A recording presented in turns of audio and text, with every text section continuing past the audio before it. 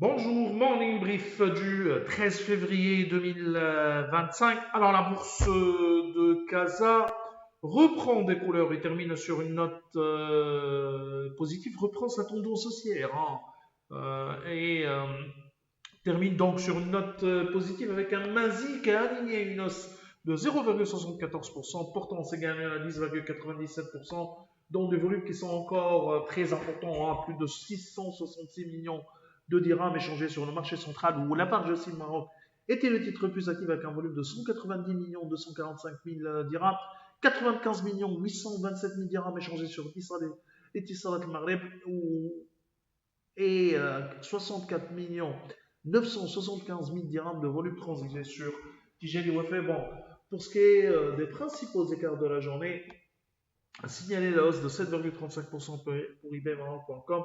Salem qui prend 6,39%, CMGP Group qui gagne 5,20%, Tissalat al-Maghreb avance de 3,94% et la Belvique qui aligne une hausse de 2,78%. Côté baisse, on a Ribat Company qui termine sur un repli de 5,99%, Unimer cède 5,88%, 5,88% également de baisse pour Bank of Africa, CIH abandonne 4,26% et Tapa Maroc qui lâche 3,35%. Donc une séance positive pour la bourse de Casa avec un MASI qui a touché un nouveau sommet historique à presque 16 400 points, 16 393,13 points. On a Massa Maroc qui a annoncé des attentes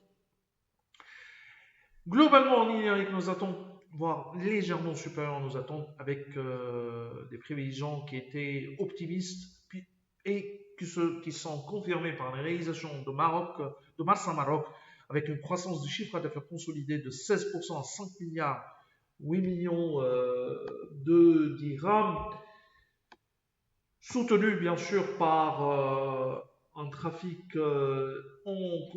consolidé en hausse de 11% à 63 300 000 tonnes, dont 16 300 000 tonnes en progression de 5% au T4 2024.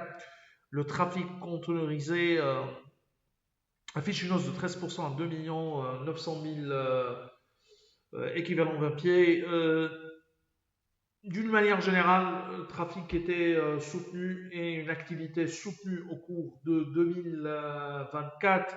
Les investissements réalisés par la société s'élèvent à 715 millions de dirhams contre 530 millions de dirhams une année auparavant.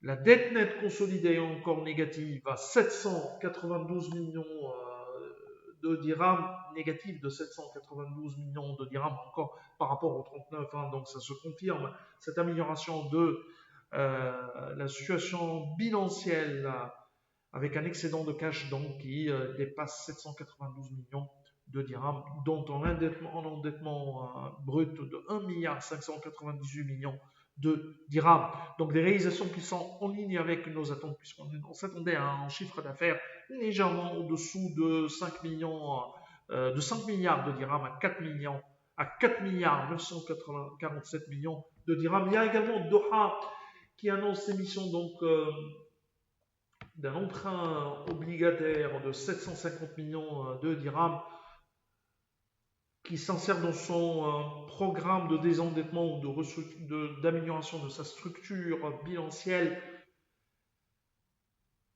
Et il y a eu donc le groupe immobilier a annoncé cette émission obligataire de 750 millions de dirhams avec une maturité de 6 ans qui aura donc bien sûr un impact sur la maturité